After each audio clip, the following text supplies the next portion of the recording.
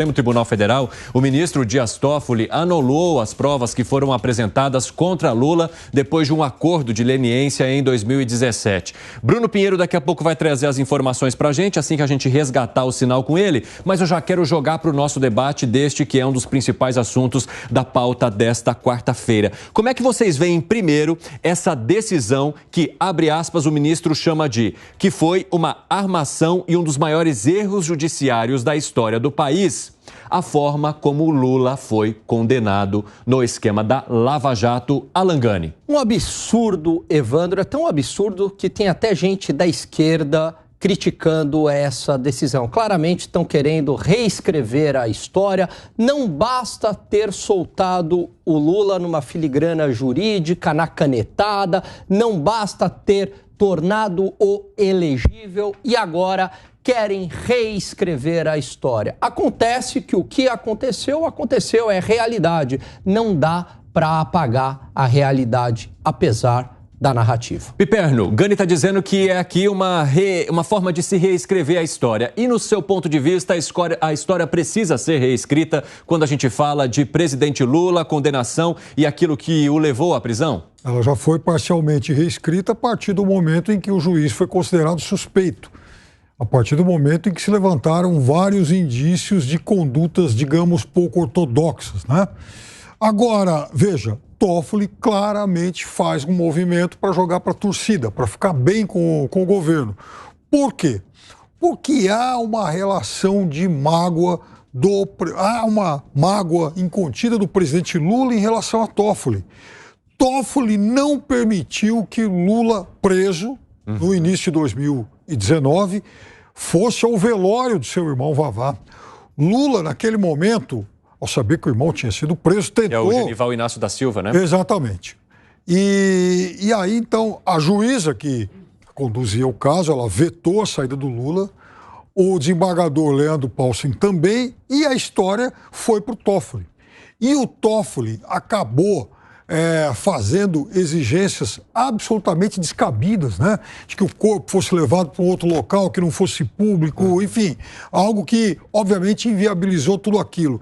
E o Lula guardou essa mágoa, isso é inegável. O Toffoli, que sempre quis ficar bem com o poder, a ponto, inclusive, de, a partir do momento em que o Bolsonaro venceu a eleição, dizer que 64 não foi um golpe, foi um movimento, nomeou, inclusive, o general Fernando Azevedo criou uma diretoria para ele lá no STF, aí o general foi convocado pelo Bolsonaro para trabalhar no governo, general esse indicado pelo general Vilas Boas, inclusive, aí o que o Toffoli fez? Foi pedir para o Vilas Boas uma outra indicação de general, ou seja, quis ficar bem com o poder de plantão naquele momento e repete a estratégia agora. Você vê uma repetição estratégica agora do ministro Dias Toffoli em relação a ficar bem com o presidente atual Lula, que foi inclusive quem o indicou ao Supremo Tribunal Federal, hein, Gustavo Segré? Evandro, você sabe que eu fui pesquisar algumas questões da Lava Jato. E aí, imaginemos por um momento que o Dias Toffoli está certo e anularam o acordo de leniência da Odebrecht. Lembrando que acordo de leniência é para empresas e delação premiada é para pessoas. Sim. Foram 43 acordos de leniência na Lava Jato e 156 acordos de delação premiada. Essas duas figuras permitiram o retorno de 24,5 bilhões de reais aos cofres públicos. Eu não consigo imaginar, e eu acredito que ninguém da nossa audiência consiga imaginar, uma invenção de um processo em que participaram 43 empresas que aceitaram que tinham cometido delitos, 156 pessoas que aceitaram que cometeram delitos, 24,5 bilhões de devoluções de teóricos delitos e que agora parece que não existiram. Ou seja, não teve corrupção. 24,5 foram doações de pessoas e leniências que devolveram aos cofres públicos dinheiro que nunca foi fruto de corrupção. 43 acordos de empresas que aceitaram e mostraram provas, porque não era eu fui corrupto, então te devolvo o que eu acho que eu roubei. Não, tinha que provar. E agora, de repente, o ministro Dias Toffoli, que depois, no decorrer do programa, podemos avaliar inclusive o currículo dele, a gente fala, não, nada aconteceu, foi um erro. e um erro grave. E agora, em cima, tudo que vem depois, Evandro, porque agora tem a investigação contra Moro, contra os procuradores. Exatamente. Então, me parece, se acompanho aqui o que o Piperno disse, é uma tentativa do ministro de se congraciar com o presidente que não estava tão conforme com a proposta que ele tinha feito dele incorporar como ministro da Corte na época que foi. Ainda nessa edição aqui do 3 em 1, a gente vai falar mais um pouquinho sobre Moro, sobre Dallagnol, sobre essas ações agora que serão conduzidas em relação à também Polícia Federal para que esse processo avance. Mas é bom contar para vocês que nos últimos anos o ministro Ricardo Lewandowski, aposentado, mas que tinha estes casos, já havia anulado algumas provas relacionadas a esses processos. O mesmo foi feito por Toffoli, inclusive o processo relacionado ao próprio presidente Lula. Só que agora as determinações valem para todas as ações. Por isso que há essa crítica feita aqui pelo nosso comentarista Gustavo Segré. É claro que caso a caso vai ser reconhecido agora, pela justiça que tiver com isso em mãos. Mas de qualquer forma já se abre um entendimento de que essas provas possam ser anuladas para casos relacionados a esse processo. Quero conversar um pouco agora com o Bruno Pinheiro, nosso repórter, que vai trazer informações ao vivo para a gente. Bruno, pode falar. Bem-vindo. Evandro, exatamente essa informação, isso não significa que todos os casos ligados à construtora Odebrecht serão arquivados. É importante explicar que o juiz ele vai analisar se isso foi contaminado ou não com essa operação Lava Jato. O que diz o ministro em relação a essa nota que foi divulgada hoje? Nós temos inclusive uma arte para entender o que ele disse, que essa é uma armação que acaba sendo fruto de um projeto de poder de determinados agentes em seu objetivo de conquista do Estado através de meios aparentemente legais. Em seguida, o ministro afirma que esse episódio foi o verdadeiro ovo da serpente dos ataques à democracia e às instituições que já se pronunciavam em ações e vozes desses agentes contra as instituições e ao STF também. O que vai acontecer a partir de agora? O ministro, em sua nova decisão, ainda autorizou que a PGR e os outros órgãos identifiquem os eventuais agentes públicos que atuaram diretamente e que sejam responsabilizados, seja numa esfera administrativa, esfera civil ou também na criminal, para que possam ser responsabilizados, chamando de absurdo, inclusive, de um erro muito grave o que aconteceu envolvendo esses acordos, então, com a construtora Odebrecht e envolvendo diretamente o atual presidente da República, Luiz Inácio Lula da Silva. Recentemente, uma nota da AGU já respondendo que vai seguir a determinação e que vai continuar com o que foi ordenado através do ministro do STF nesta quarta-feira. A partir de agora é aguardar qual será o entendimento e também juntamente com a Polícia Federal,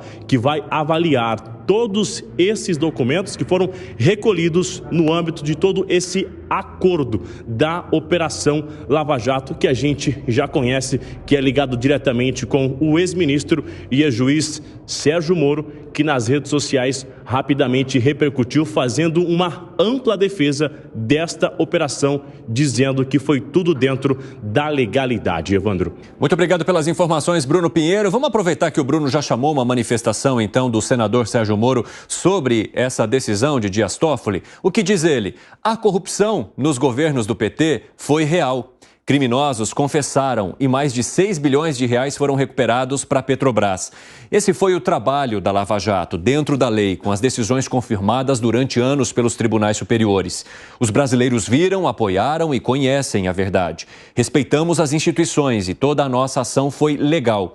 Lutaremos no Senado pelo direito à verdade, pela integridade e pela democracia sempre. Quero aproveitar então a fala de Sérgio Moro e já jogar aqui para o nosso debate. Fábio Piperno, Sérgio Moro, além de fazer essa manifestação, daqui a pouco vamos contar que provavelmente a Advocacia Geral da União deva haver um processo para investigar a conduta dele lá atrás a partir da decisão de Dias Toffoli. Como é que você vê essa crítica de Sérgio Moro a justamente a operação que levou à prisão de Lula e que foi autorizada por ele, Sérgio Moro? claro que ele acaba indiretamente se tornando o grande atingido, o maior atingido por conta dessa decisão do ministro Toffoli. E no teu ponto de vista, com razão ou não, ele merece isso? Ele merece isso.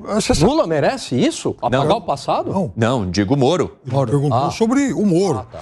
Inclusive, eu quero dizer para você o seguinte, eu tenho aqui... Mas é a mesma coisa, né? Você sabe que... Te causa o mesmo espanto também? Moro, ele dizer que Moro merece Não, claro esse tipo de atitude de Dias Toffoli? Claro que não. Moro não merece esse tipo. Por quê? Porque a corrupção existiu, Piperno, porque as delações não foram forçadas, as pessoas admitiram a corrupção, a Odebrecht admitiu a corrupção, o apartamento, a obra no Guarujá, ela existiu. Tudo isso existiu. Tudo isso são fatos. Primeiro que a obra do Guarujá não tem nada a ver com a Odebrecht.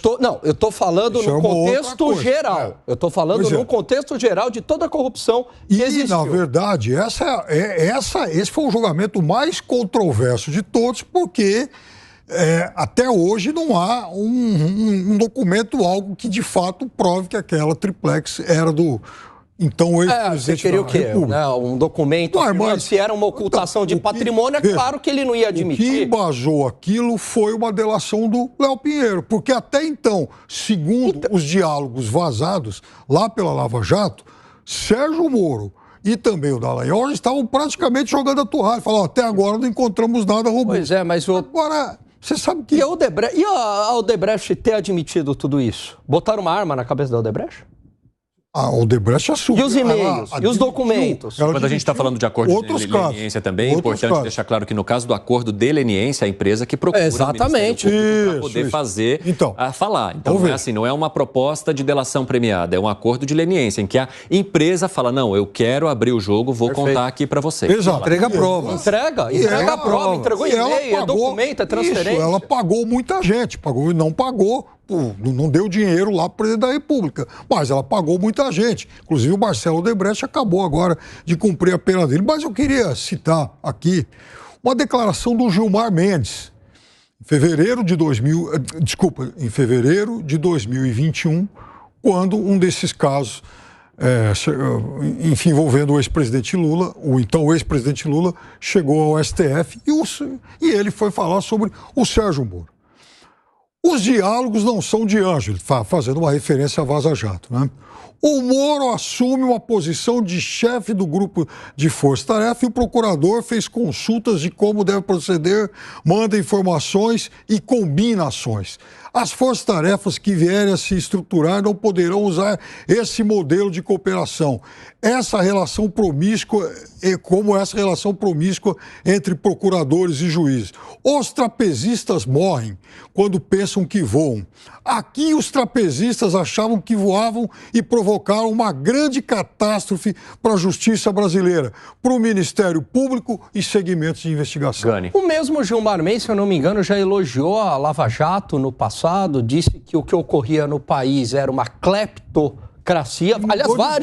Aliás, vários ministros do Supremo elogiaram a Lava Jato. A gente pode discutir aqui, Piperno, algumas filigranas jurídicas, algumas formalidades, mas que a corrupção ela existiu e teve réu confesso, e não foram poucos, pessoas, réis confessas, empresas, isso existiu. Teve documento, teve e-mail, teve confissão. Isso não dá para pagar. Inclusive, só para a gente trazer aqui para nossa audiência, essa fala do ministro Gilmar Mendes, citada aqui pelo Gani, aconteceu em 2015. Perfeito. Houve, de fato, essa crítica ao PT. Fala, Segrete. E ele mencionou que o PT, através desse escândalo de corrupção, teria dinheiro para campanhas políticas até 2028 ou 2038.